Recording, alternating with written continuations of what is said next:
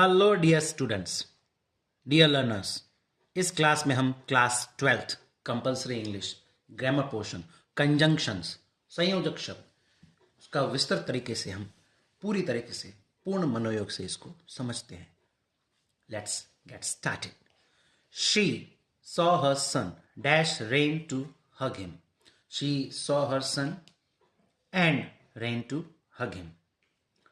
यहाँ दो ऑप्शन है कंजंक्शन में, एंड और so. Correct option is here and और। बड़ा ही सरल तरीका है इस प्रश्न को हल करने का।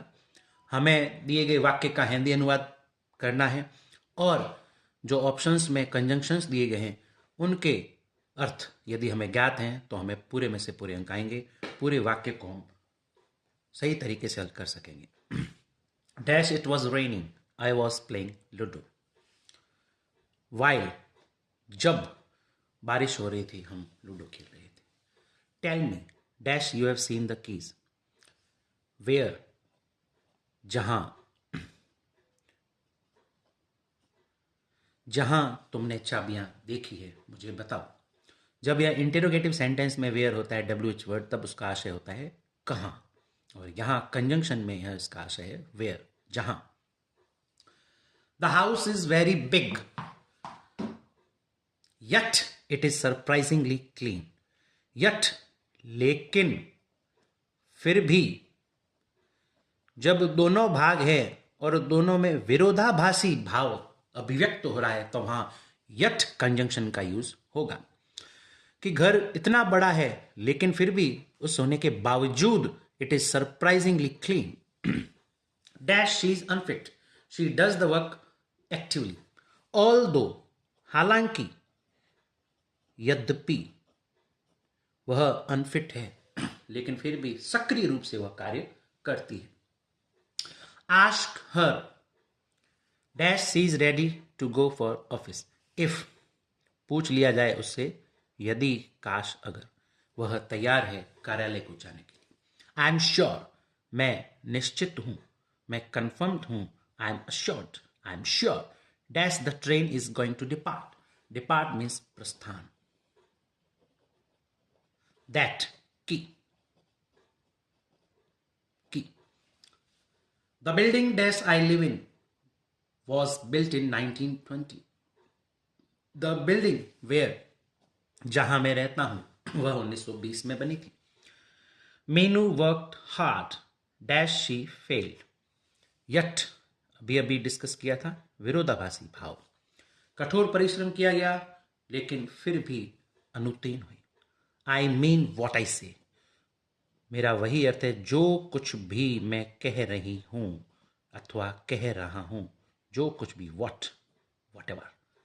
The man dash father is a teacher got the first prize. The man whose वह व्यक्ति जिसके पिताजी possessive form of who subjective case, whose possessive case और whom objective case होता है। The people dash shouted in the street are not from our street। वह लोग जो चिल्ला रहे हैं गली में वो हमारी गली मोहल्ले से नहीं है। The people who जो gave me dash coffee dash tea। यहां देखें यहां दो विकल्प हैं, gave me either coffee or tea।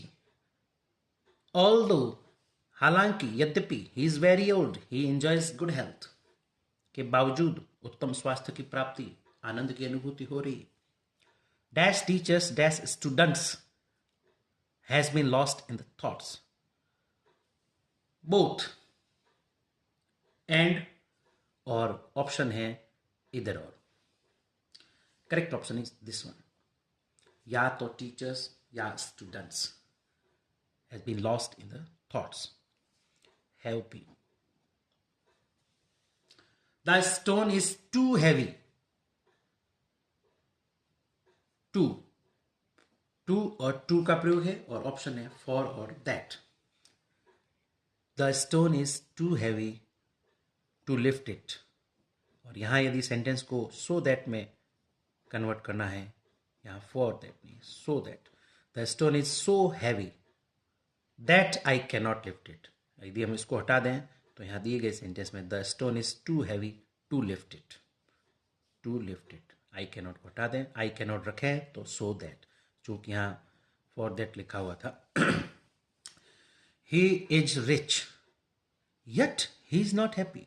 ऐसा माना जाता है आज के युग में कि जो समृद्ध हैं, जो अमीर हैं, वह खुश हो, लेकिन यह यहाँ इस दिए गए वाक्य में ऐसा आशय प्रतीत नहीं हो रहा है।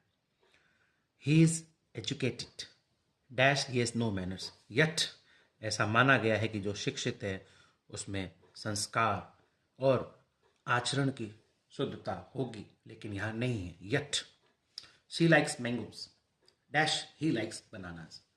यहाँ साइमल्टेनियसली दो अलग अलग विभिन्न विचारधारा, while he she likes mangoes while he likes bananas. यहाँ फुल स्टॉप हट जाएगा। ट्रांसफॉर्मेशन में दो वाक्य दिए गए हैं और किसी एक कंजंक्शन से एक वाक्य का निर्माण हमें करना है, और इस तरीके से ट्रांसफॉर्मेशन होगा, रूपांतरण की दिए गए वाक्य का अर्थ भी परिवर्तित न हो। She spoke so slowly that nobody could hear. तो यहाँ फुल स्टॉप हटकर दैट हियर यह हट जाएगा। नेक्स्ट यहां देखते हैं सिंथेसिस। सिंथेसिस हिंदी में इसे कहते हैं संश्लेषण। एनालिसिस होता है विश्लेषण, सीधे शब्दों में समझे तो टुकड़े करना इन फ्रेगमेंट्स। संश्लेषण है एकीकरण, जोड़ना, संयोग करना।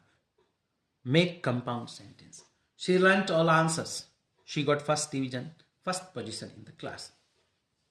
She learned all answers so, full stop हटाना होगा हमें, कंजंक्शन सो।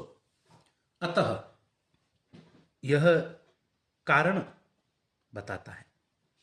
गेट इन और यू मे कैच कोल्ड, अंदर आ जाइए, भीतर आ जाइए, नहीं तो ठंड लग जाएगी। फुल स्टॉप हटाना पड़ेगा क्योंकि दिए गए दो वाक्य हैं, हमें एक वाक्य का निर्माण करना है।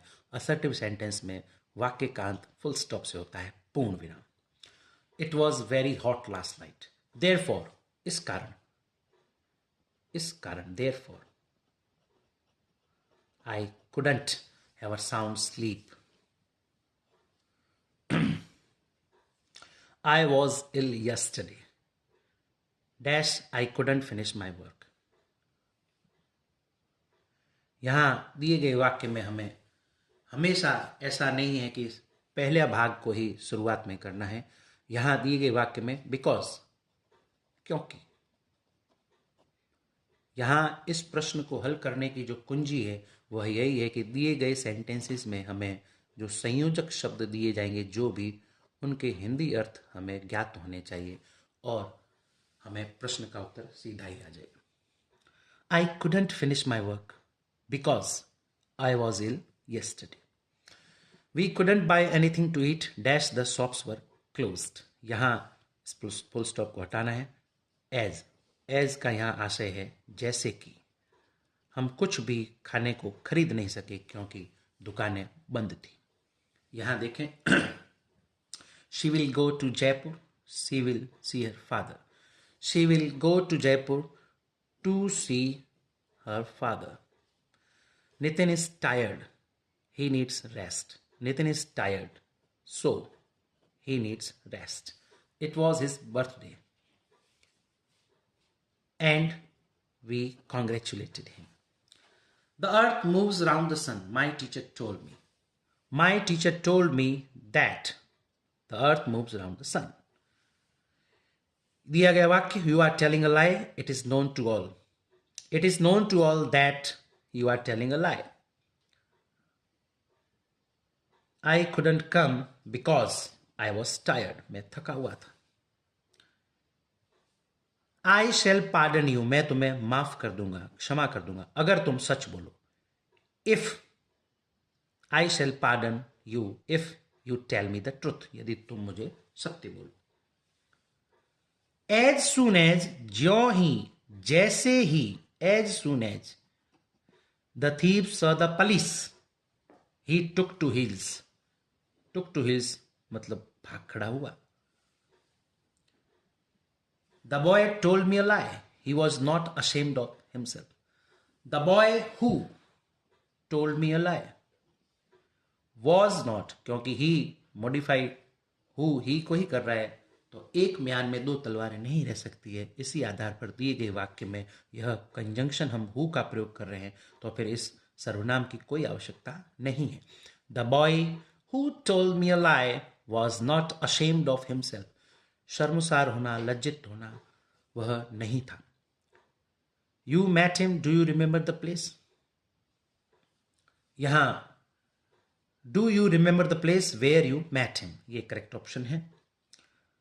Maya decided not to marry since she wanted to lead an independent life, तो यहां फुल स्टॉप हटाकर हमें सिंस कंजंक्शन का प्रयोग करना है। If you do not work hard you will not succeed. देखें, अनलेस कंजंक्शन नेगेटिव टर्म है जब तक नहीं, और यहां नकारात्मक है, बहुत बढ़िया। अनलेस यू वर्क हार्ड, यह पूरा सेक्शन हमें हटाना होगा।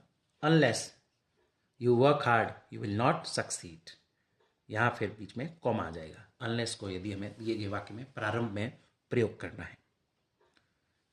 You help others you will be loved. If you will be loved help others, you को स्किप कर सकते हैं। Wait here till she returns, इंतजार करो जब तक वह आती है, till she returns. This is the reason why she refuse the offer, क्यों, फुल स्टॉप हटाना है, वाई यूज करना है। We want to know where we are going, somewhere को हटाना पड़ेगा, या इसी को मॉडिफाई कर रहे। They haven't talked since they called, तब से, सिंस पॉइंट ऑफ टाइम, जब से उन दोनों का झगड़ा हुआ है उन्होंने वार्ता नहीं की है। यहां I do meditation when I wake up early, when जब, टाइम समय सूचक शब्द है। Awake and arise till you reach the goal, Swami Vivekananda ji ने जो उद्घोष किया था, उत्तिष्ठ भारत, उठो जागो और लक्ष्य की प्राप्ति तक रुको मत। Awake and arise. She added detergent, the stains disappear, यह दो वाक्य दिए गए हैं। द स्टेन्स, दाग धब्बे, डिसअपियर्ड एज सी एडेड डिटर्जेंट, वो किस कारण से हट गए, ताकि वो वेनिश कैसे हो गए, जब डिटर्जेंट का यूज किया गया, जैसे उसके बाद में। यहां देखते हैं, Rohini is a teacher whose son is a doctor, यहां हर पॉजिटिव केस हटाना पड़ेगा और कंजंक्शन बीच में मध्य में प्रयुक्त होगा हुज, जिसका बेटा चिकित्सक है, पुत्र। Vidhi sold the painting which she painted overnight, it को हटाना पड़ेगा क्योंकि विच इट को मॉडिफाई कर रहा है, यह बहुत महत्वपूर्ण है। यदि इट को नहीं हटाया गया तो प्रश्न का उत्तर सही नहीं होगा। She put off the lights when the children had slept, full stop हटाना पड़ेगा। The boy needs help whose father died last year, whose, his को मॉडिफाई कर रहा है, फुल स्टॉप हटाना पड़ेगा। The man who was a shopkeeper I help the man, यहां दिए गए दो वाक्य है। The man was a shopkeeper, I help the man. यहां होम जिसको, जो हु का ऑब्जेक्टिव केस है, objective case of who subjective, whose possessive case है। The man was a shopkeeper whom I help, या द मैन हटाना पड़ेगा, या इसी से संबंधित है। ऑब्जेक्टिव केस अभी अभी बताया, ऑब्जेक्टिव केस, तो यहां इसे हटाना पड़ेगा। The man was a shopkeeper, वह एक दुकानदार था जिसकी मैंने सहायता करी। She will go on, he tells her to stop, she will go on until he tells her to stop. They are the students who have just arrived from Japan, they subjective case है, इसलिए इसे हटाना पड़ेगा। बड़ा ही सरल concept है ये, तो यहाँ हमें इनको हटाना ही पड़ेगा, अन्यथा यह वाक्य सही निर्मित नहीं होगा, अर्थपूर्ण नहीं रहेगा। He is going to visit those people whom he met them in Goa. whom he met in Goa. them देखिए ऑब्जेक्टिव केस है और यहाँ whom स्वयं ऑब्जेक्टिव केस है, तो इसलिए यहाँ हटाना पड़ेगा। he is going to visit those people whom he met in Goa. Geneva मिले थे गोवा में। he gave me a gift that I didn't like. it हटाना पड़ेगा, जैसे कि he cannot hear you unless if you don't speak allowed, तो यहां वाक्य में अनलेस को प्रारंभ में प्रयोग करना पड़ेगा। Unless he cannot here you unless if you speak allowed, तो यहां बीच में ही डोंट हटाना पड़ेगा, क्योंकि अनलेस ऑलरेडी स्वयं नकारात्मक शब्द है। ही कैनॉट हियर यू, वह तुम्हें सुन नहीं सकते हैं जब तक तुम जोर से न बोलो। Unless if you speak allowed, don't हटाना पड़ेगा। The patient had died before the doctor केम, आने से पहले मरीज की मृत्यु हो चुकी थी। यहां ध्यान दें, had died and here came, past simple, past perfect। Past perfect का प्रयोग भूतकाल में ऐसी क्रिया के लिए प्रयुक्त होता है जो पास्ट ऑफ द पास्ट, जो दूसरे की तुलना में पहले घटित हुई है। यहाँ इनका निधन होना पहले हुआ है, बाद में इनका आगमन हुआ है। यह बहुत ही ध्यान देने लायक सेंटेंस है, जो कि कंजंक्शन के साथ यह फेमस सेंटेंस है, पास्ट सिंपल और पास्ट परफेक्ट कंजंक्शन से जुड़े हुए।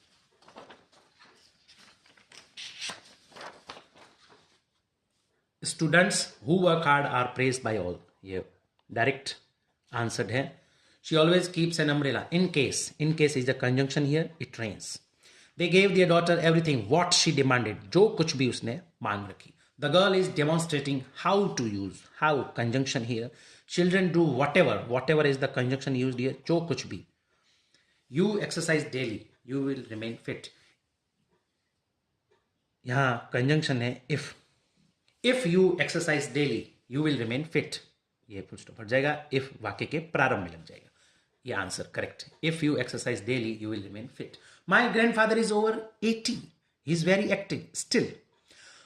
माई grandfather is over 80 still he is very active, लेकिन फिर भी, इसके बावजूद। द स्कार्फ विच, जिसे मेरी मदर ने बुना है, निटेड इज वेरी कोजी, यह कोजी मीन्स आरामदायक adjective. He lives in town which is pollution free, जो कि प्रदूषण मुक्त है। He felt tired, he sat down to rest, ये पहले भी हम डिस्कस कर चुके हैं, and he sat down to rest, और यहां से बदल सकते हैं, feeling tired, he sat down to rest। I am right, you are wrong, I am right and you are wrong, and conjunction।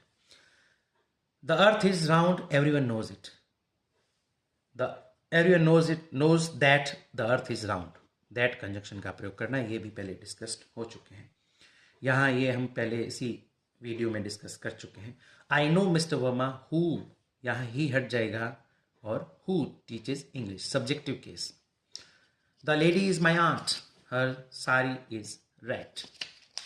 The lady whose sari is red is my aunt, possessive case whose. It was midnight when the thieves enter the house, when समय सूचक शब्द है। I know the place where, स्थान सूचक शब्द है। He hid the treasure, hide verb की ये पास्ट फॉर्म सेकंड फॉर्म है, जहां छिपाया गया खजाने को, कोष को। This is the reason why she didn't come, why कारण बताने के लिए। The jury believed that the boy was innocent, innocent means निर्दोष, that the boy was innocent। work hard even if you fail, कठोर परिश्रम करते रहना चाहिए भले ही यहां तक कि हमें असफलता प्राप्त हो। though he began early, हालांकि यद्यपि शुरुआत प्रारंभ में की थी, लेकिन अंत सबसे अंत में किया, बाद में किया। he was shocked when she revealed the truth, अचंभे में पड़ गए जब सत्य रिवील किया गया, प्रकट किया गया। you will not succeed, तुम्हें सफलता नहीं मिलेगी जब तक कि तुम कठोर परिश्रम नहीं करोगे, unless you work hard। The thief got in, it is a surprise, वह अंदर कैसे आया, वह एक आश्चर्य है। How, कैसे, the reason, how the thief got in is a surprise, तो यहां it हट जाएगा। गॉड इज बोथ, दोनों ही है, परमात्मा ऑलमाइटी एंड सुप्रीम, सर्वोच्च. He was so tired that he couldn't walk. If you don't work hard you will not pass. यदि तुम कठोर परिश्रम नहीं करते हो तो तुम उत्तीर्ण नहीं हो सकते हो.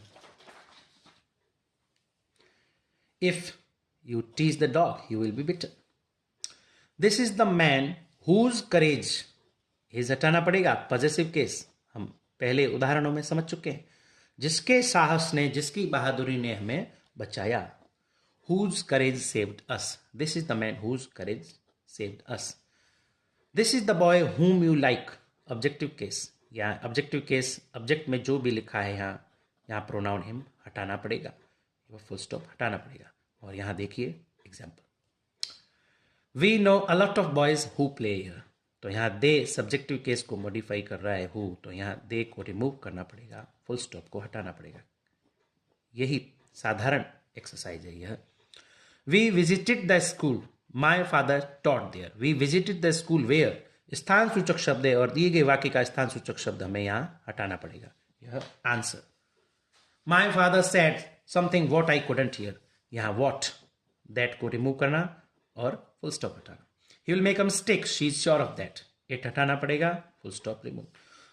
Nether Monika nor Jaya is guilty, यहाँ दोनों नॉट हटाना पड़ेगा क्योंकि यह स्वयं नकारात्मक शब्द है. या Bhavna is neither sleeping not talking, यहाँ सब्जेक्ट सेम है, ऑब्जेक्ट डिफरेंट है. वर्षा इज इधर, या तो, इधर और, पेयर में, इधर रीडिंग और कुकिंग, शायद दोनों में से कोई एक क्रिया संपादित हो रही होगी. इधर संजना और अविना हैज डन इट.